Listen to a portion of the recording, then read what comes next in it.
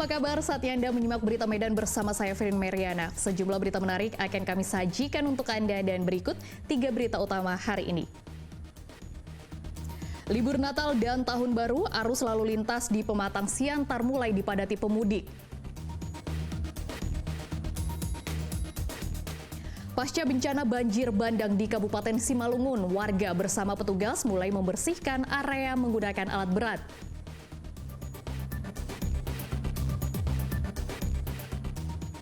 Sebuah truk tangki air terjun ke laut di dermaga Pelabuhan Pelindo Sibolga.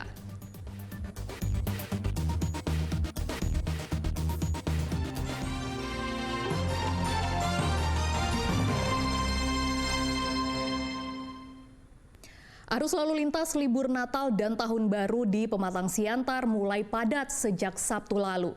Kota Pematang Siantar mulai dipadati pemudik yang hendak menuju ke Kabupaten Toba dan Kabupaten Samosir. Libur Natal dan Tahun Baru, situasi arus lalu lintas di Kota Pematang Siantar mulai dipadati pemudik sejak Sabtu lalu. Kota Pematang Siantar merupakan akses utama pemudik ke arah Kabupaten Toba dan Kabupaten Samosir. Ratusan personil kepolisian Resor Pematang Siantar dikerahkan di 7 titik pos PAM untuk berjaga dan melayani pemudik yang hendak beristirahat.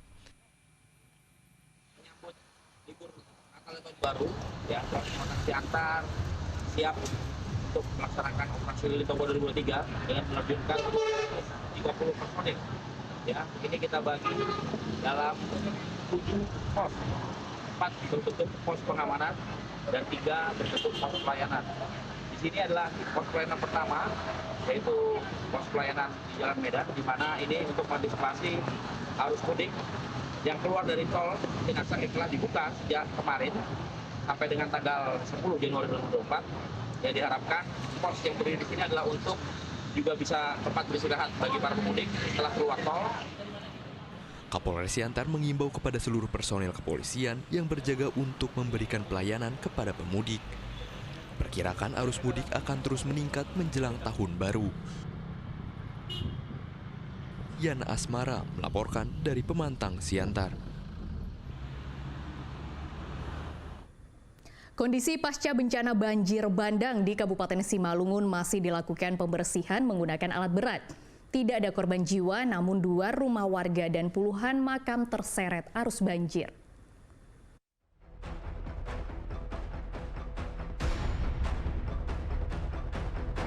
Beginilah kondisi pasca bencana banjir bandang yang terjadi pada Rabu lalu di Kabupaten Simalungun.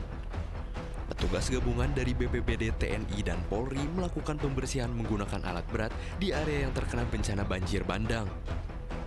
Tidak ada korban jiwa dalam kejadian ini, namun 2 rumah warga dan puluhan makam hancur diterjang banjir. Akibatnya warga kerugian ladang beserta dengan hewan ternak. Karena menyikapi ini menjelang Natal juga, Tahun Baru, ya. Semua siap siaga semuanya untuk membenahi hal-hal yang perlu supaya jangan nantinya kegiatan ibadah Natal dan Tahun Baru masyarakat kita jangan sampai terganggu. Yang paling luar biasa, syukur alhamdulillah puji Tuhan, bencana longsor itu tidak mengakibatkan korban jiwa. Hanya saja ada beberapa rumah dan 2 rumah yang mengalami kerusakan. Demikian. Saat bencana banjir bandang diduga air meluap dari bendungan Sitalasari di Kelurahan Tigarunggu. Air lalu turun dengan cepat ke bawah perbukitan di Desa Horison. Yana Asmara melaporkan dari Kabupaten Simalungun. Di Mandailing Natal pasca banjir bandang, para santri memperbaiki pondok mereka dengan mengumpulkan sisa puing-puing kayu. Para santri sementara ditempatkan di ruang perpustakaan pesantren Mustafawiyah.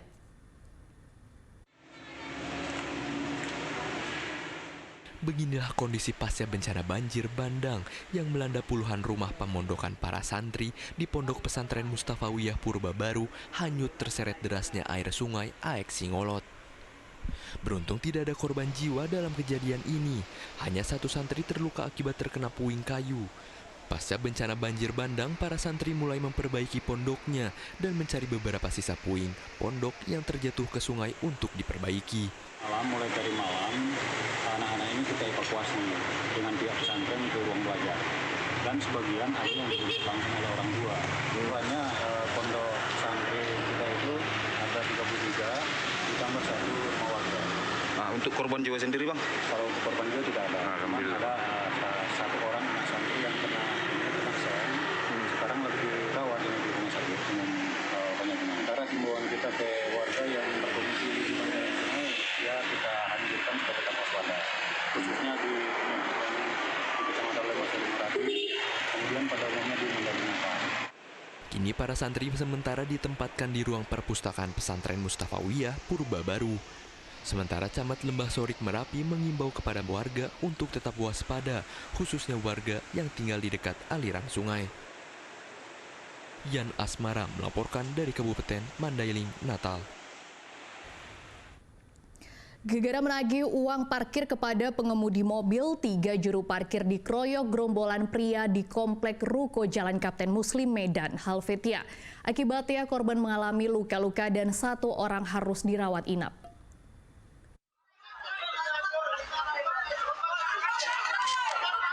Tak terima ditagih uang parkir, gerombolan pria mengeroyok juru parkir di Komplek Ruko Jalan Kapten Muslim Medan, Helvetia. Seorang satpam yang berupaya melerai pun menjadi korban pengeroyokan. Kejadian berawal saat salah satu juru parkir menagih uang kepada pengemudi mobil yang diduga aparat. Namun pengemudi mobil menolak bayar hingga terjadi adu cekcok. Seorang satpam berusaha melerai, namun keempat penumpang yang ditagih parkir turun dari mobil dan menganiaya korban. Tugas parkir nanyain, "Bang, parkir," katanya. Sesuai prosedur kan dicatat platnya tuh. "Nanti aja," katanya. "Nanti," katanya. "Aman tuh," katanya. "Enggak, Bang, parkir, Bang, bayar sekarang sesuai prosedur, bayar, Bang. Kan kasihan kami cari makan. Yang jaga kan jaga malam, naik malam." "Terus kenapa?" Dibentak balik sama security. Security maju, "Jangan gitu lah, Bang, ada orang ini kan kerja sebagai petugas keamanan, dia nge-backup lah. Dia kan kerja, Bang." Jadi kenapa rupanya ada? Terus terjadilah untuk kekerasan. Akibatnya korban mengalami luka-luka termasuk satpam yang harus dirawat inap akibat luka terkena benda tajam. Menurut korban, wilayah Komplek Ruko kerap terjadi keributan karena terdapat tempat hiburan malam. Tuti Alawiyah Lubis melaporkan dari Kota Medan.